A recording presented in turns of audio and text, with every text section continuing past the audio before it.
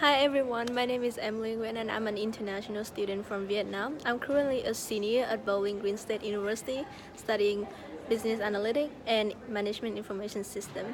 So I'm currently right now at the Union that way you can see around me that students studying since its final week. The Union is one of my favorite places because people usually come here to hang out, to eat, and even study group. But the cool thing about this is like you can see that all of the background behind me is a flag from all the country that is presented. We have the student from all over the world here.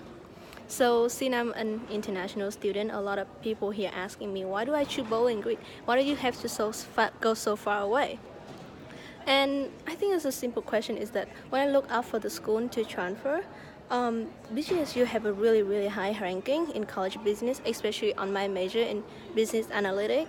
The school size is not too big, it's not too small, and I think it's just perfect fit for me, as well as they offer the great scholarship opportunity. So I just go, and when I come here, I realize that how great it is to be and BG in BGSU. And the college business offered me so much opportunity that I couldn't even imagine.